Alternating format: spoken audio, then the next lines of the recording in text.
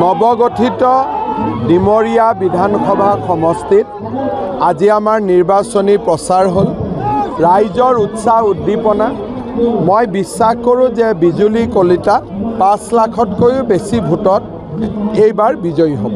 বিৰোধীৰ কিবা ভূমিকা থাকিব নেকি? ইয়াততো মইতো লাগা নাই, কাৰণ আগে পিছে ইলেকশ্যনত য'তে যাওঁ কয় যে আজি বিৰোধীৰ মিটিং আছে, কালি কিবা আছে।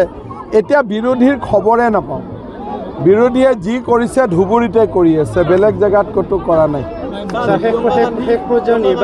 চাওক, 12টাতো আমি পামেই, 13টাও পাব পাৰোঁ নেকি তাৰ আলাপ আলোচনা চলি আছে, কিন্তু 12টা হ'ব। চাওক, ধুবুৰীত তেওঁৰ আৰু আজমলে লাগি আছে। মাজতে আমি ক'ৰবাত সোমাব পাৰোঁ নেকি, আমিও চেষ্টা কৰি আছোঁ। কালি মই ধুবুৰীত যাম, কালি গম পাম। Thank U.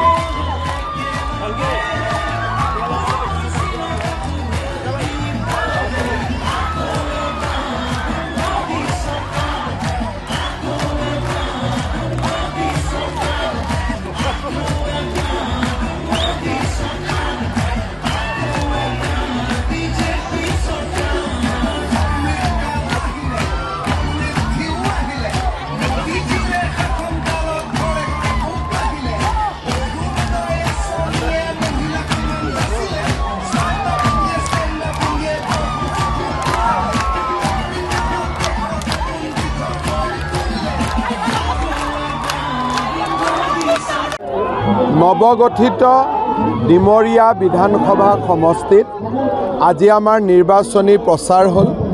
ৰাইজৰ উৎসাহ উদ্দীপনা।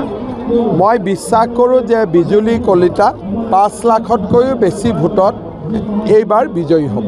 বিৰোধীৰ কিবা ভূমিকা থাকিব নেকি? ইয়াততো মইতো লাগা নাই, কাৰণ আগে পিছে ইলেকশ্যনত য'তে যাওঁ কয় যে আজি বিৰোধীৰ মিটিং আছে, কালি কিবা আছে।